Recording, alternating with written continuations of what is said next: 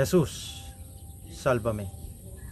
Mga kapatid, mga kapanalig, sa pag-ibig sa ating Panginoong Hesukristo, isang mapagpalang araw po sa inyong lahat. Sagutin lang po natin ang katanungan po ng isa nating kapanalig. Nagtatanong siya kung ano ba ang tinatawag na debosyon. Okay? Ang debosyon po kapatid ay isang pamamaraan upang maipahayag natin ang pagmamahal natin sa Diyos. Upang maisabuhay natin araw-araw.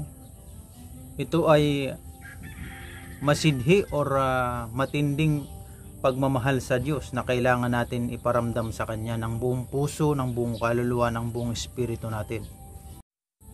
Ang debosyon din po ay isang banal na hangarin, isang serbisyo, isang adhikain tungo sa kabanalan. Bakit kailangan magdebosyon? Para maiparamdam po natin araw-araw ang sarili nating pagmamahal, ang matindi nating pagnanais sa nag-iisang Diyos na buhay at totoo na dakila at mabuti sa kaitaasan. Upang ma-maintain po natin ang ating pakikipagrelasyon, pakikipag-ugnayan sa Diyos. Yan po ang kadahilanan kung bakit palagi po dapat tayong magdedebosyon araw-araw.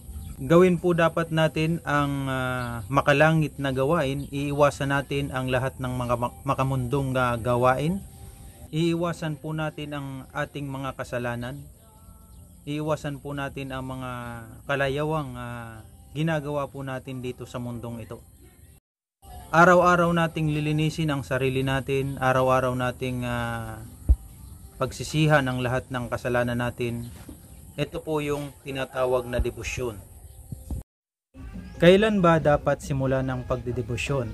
Okay? Ang pagdedebosyon sa tradisyonal na pamamaraan, sa tradisyonal na kinagawian, ginagawa po yan every first Friday of the month upang iparamdam, ipakita ang pagmamahal natin na tayo ay nakikiisa sa pagkamatay ni Kristo sa krus. Yun po ang isa sa mga kadahilanan kung bakit ginagawa ito every first Friday of the month. Anong oras ka ba dapat magdebosyon?